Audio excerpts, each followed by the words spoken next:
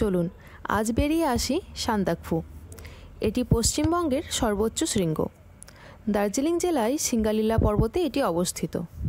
এর উচ্চতা প্রায় ৩৬৬৫ মিটার, অর্থাৎ ১১,৯৩০ ফুট প্রায়। সান্দাকফু থেকে বিশ্বের সর্বোচ্চ ৫টি পর্বতের 4টি দর্শন করা যায়, যেগুলি হলো এভারেস্ট, কাঞ্চনজঙ্ঘা, লোৎসে ও মাকালু। সান্দাকফু হলো ট্রেকারদের কাছে স্বর্গ। অনেকে সান্দাকফুকে ট্রেকার্স প্যারাডাইসও বলে থাকেন। শারীরিক সমস্যা না থাকলে এবং হাতে সময় থাকলে ট্রেক করে যান সান্দাকফু। কষ্ট হলেও আনন্দ পাবেন প্রচুর। তবে আজ আমরা সান্দাকফু ভ্রমণ করব ল্যান্ড রোভার নিয়ে। এই যে সামনে আপনি দেখতে পাচ্ছেন এভারেস্ট, লোৎসে ও মাকালুর সাথে দ্য স্লিপিং বুদ্ধা অর্থাৎ কাঞ্চনজঙ্ঘার এক নৈসর্গিক দৃশ্য।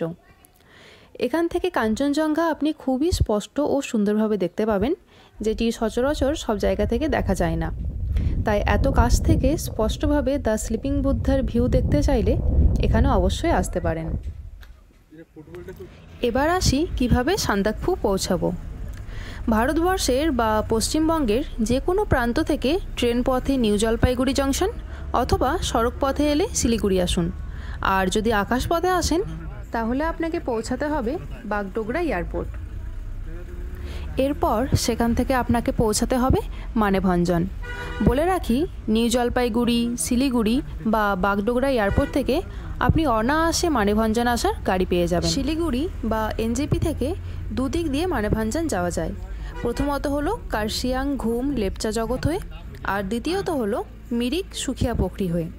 তবে দুদিকেই দূরত্ব প্রায় এক আর সময়ও প্রায় একই লাগে, কম বেশি প্রায় 4 ঘন্টা। আর ভাড়াও এনজিপি থেকে রিজার্ভ বোলেরো গাড়িতে দুদিকেই প্রায় 4,000 টাকা।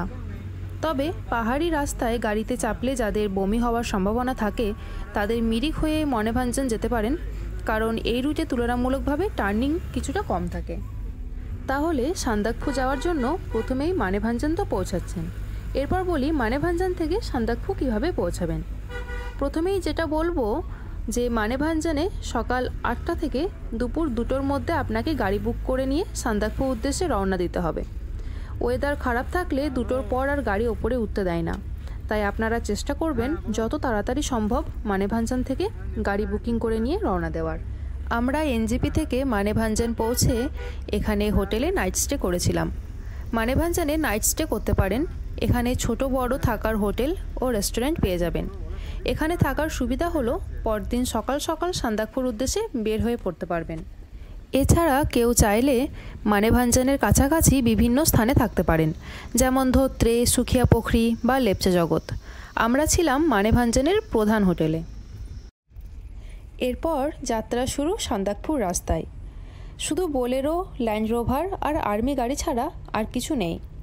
এরপর আসি ডে 2। সকাল সকাল রেডি হয়ে ল্যান্ড রোভার বুক করার জন্য লাইন দেওয়া হলো। আমরা আজ যাব সান্দাকফু এবং আগামীকাল ফালুট ঘুরে আসব, অর্থাৎ সান্দাকফু রাত্রিবাস 2 রাত এবং ফেরার পথে থাকব টামলিংয়ে 1 রাত। মনে রাখতে হবে আপনাকে সান্দাকফু পর্যন্ত নিয়ে যাওয়ার জন্য গাড়ি অর্থাৎ বোলেরো অথবা ল্যান্ড রোভার আপনাকে নিতে হবে Singalila land rover owners welfare association থেকে। এর বুকিং কাউন্টার পাবেন একমাত্র মানেভঞ্জনে। বুকিং কাউন্টার খোলে সকাল 8টায় ও বন্ধ হয়ে যায় দুপুর 2টোয়। এরপর বলি গাড়ি বুকিং ও পারমিট নিয়ে। এখানে 2 রকমের গাড়ি আপনি দেখতে পাবেন, ল্যান্ড রোভার ও বোলেরো। বোলেরো গাড়িতে কমফর্টেবল আর ল্যান্ড রোভার গাড়ি হলো হেরিটেজ। যে কোনো গাড়ি আপনি বুক করতে পারেন। 2টো গাড়িতেই 6 জন করে অ্যালাউ করা হয়। এরপর বলি ল্যান্ড রোভারের রেট চার্ট। মানেভঞ্জন থেকে এই সিঙ্গালীলা ফরেস্ট রুট দিয়ে মোট 5টি পয়েন্ট পর্যন্ত গাড়ি ভাড়া হয়, যেগুলি হলো টংলু ও টামলিং। এর আপ ডাউন ভাড়া 2,000 টাকা। প্রথম রাত্রিবাস 1,000 টাকা, পরবর্তী রাত্রিবাস 1,500 টাকা এক্সট্রা। আর মানেভঞ্জন থেকে গৌরীবাস হলে 2,800 টাকা, কালীপোখরি 4,000 টাকা, আর সান্দাকফু 4,500 টাকা এবং ফালুট হলে 8,000 টাকা। মোট 3 রাত্রি, অর্থাৎ আমাদের ল্যান্ড রোভার ভাড়া পড়বে আপ ডাউন 8,000 টাকা প্লাস 1,000 টাকা এক রাত্রির জন্য, প্লাস 3,000 টাকা অর্থাৎ 1,500 টাকা রাত প্রতি 2 রাতের জন্য, মোট 12,000 টাকা। বলে রাখি, শুধু সান্দাকফু অবধি গেলে ল্যান্ড রোভার ও বোলেরো 2টি অপশান আছে, কিন্তু ফালুট গেলে শুধুমাত্র ল্যান্ড রোভার, বোলেরো এখানে যায় না। এরপর বলি গাড়ির পারমিট নিয়ে। গাড়ি বুকিং করে ওখানেই পুলিশ বুথে পারমিট করাতে হবে, যার জন্য 1 কপি করে আইডেন্টিটি কার্ডের জেরক্স কপি, সেটা আধার কার্ড বা ভোটার কার্ড হতে পারে, সেটা সাথে রাখবেন। আর ওনারা একটা ফর্ম দেবেন, যেটা ফিল আপ করে ওখানেই ওনাদের সাবমিট করতে হবে, যেখানে টাইম অর্থাৎ কটার সময় রওনা দিচ্ছেন, কত দিনের জন্য যাচ্ছেন, কোথায় কোথায় বুকিং আছে, কোথায় কোথায় যাবেন, এই সব কিছু লিখতে হবে। এরপর গাড়ি নিয়ে যাত্রা শুরু। মানেভাঞ্জান মার্কেট পেরিয়ে সান্দাকফুর পথে ওঠার পয়েন্টে সিঙ্গালীলা ন্যাশনাল পার্ক চেকপোস্টে প্রত্যেককে আধার কার্ড বা ভ্যালিড আই কার্ডের কপি দিয়ে পারমিশন নিতে হবে মাথাপিছু 100 টাকার বিনিময়ে। এই যাওয়ার পথের দৃশ্য খুবই সুন্দর, তাই আপনি চাইলে যে কোনো জায়গায় দাঁড়িয়ে ফটোশ্যুট বা ভিডিও শ্যুট করে নিতে পারেন। আর একটা ইম্পর্টেন্ট জিনিস যেটা হলো যে এখানে যেহেতু বেশ কয়েকটি চেকপোস্ট রয়েছে, তো আপনারা অবশ্যই আপনাদের অরিজিনাল আইডি প্রুফ ক্যারি করবেন।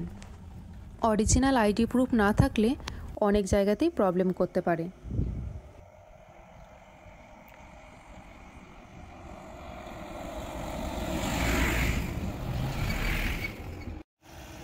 এরপর আমাদের প্রথম পয়েন্ট হলো চিত্রে। এটি নেপালে অবস্থিত। এখানে একটি মনাস্টারি আছে ও কতগুলি হোমস্টে। তবে এই রাস্তার ভিউ অসাধারণ। আপনারা চাইলে একটু দাঁড়িয়ে এখানে ছবিও তুলতে পারেন। তবে যদি ওয়েদার ভালো থাকে তাহলেই আপনি এরকম চিত্র দেখতে পারবেন, কিন্তু যদি ওয়েদার খারাপ হয়ে যায় তাহলে কিন্তু কোনো কিছুই আর দেখা যায় না। তো চলুন এই সুন্দর দৃশ্য দেখতে দেখতে আমরা আমাদের গন্তব্যস্থলের দিকে আরও এগিয়ে যাই। চারিদিকের দৃশ্য খুব সুন্দর হলেও দেখতেই পাচ্ছেন এর রাস্তা কিন্তু খুব ভালো নয়, তাই শুধুমাত্র বোলেরো বা ল্যান্ড রোভার গাড়ি ছাড়া আর অন্য কোনো গাড়ি এই রাস্তা দিয়ে যেতে পারে না। চিত্রে পেরিয়ে পরবর্তী গ্রাম হলো মেঘমা ও এর পরবর্তী হলো টংলু ও টামলিং।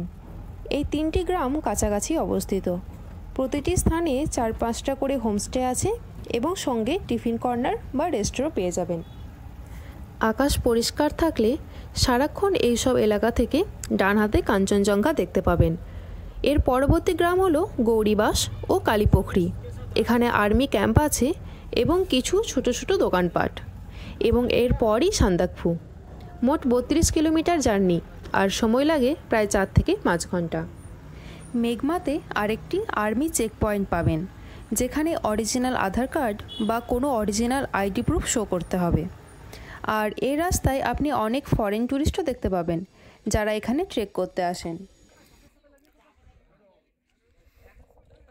আর ফাইনালি আমরা এসে পৌঁছালাম সান্দাকফু। আর এসেই আমরা যা দৃশ্য দেখলাম জাস্ট অসাধারণ। আর এই সুন্দর দৃশ্য আপনি সারা দিনই এরকম দেখতে পাবেন। এখান থেকেই বিশ্বের সর্বোচ্চ 5টি পর্বতের 4টি দর্শন করা যায়: এভারেস্ট, কাঞ্চনজঙ্ঘা, লোৎসে ও মাকালু। এই যে বাঁদিকে আপনি দেখতে পাচ্ছেন, এগুলোর মধ্যে আছে এভারেস্ট, লোৎসে আর মাকালু। আর এই ডান দিকে আছে কাঞ্চনজঙ্ঘা, দ্য স্লিপিং বুদ্ধা। এত সুন্দর রেঞ্জ আপনি সান্দাকফু ছাড়া অন্য কোথাও থেকে এত স্পষ্টভাবে দেখা যায় না। আর এরপর আমরা পাহাড়ের একটা খুব সুন্দর সানসেট দেখলাম, আর তার সাথে চারিদিকের সুন্দর দৃশ্য উপভোগ করছিলাম। চলুন আপনাদেরকেও এই সুন্দর দৃশ্যটা একটু দেখায়।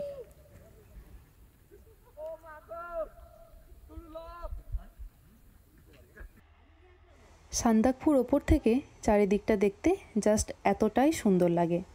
আর তার সাথে আপনি সারা দিনই দ্য স্লিপিং বুদ্ধা দেখতে পাচ্ছেন। এক অসাধারণ ভিউ।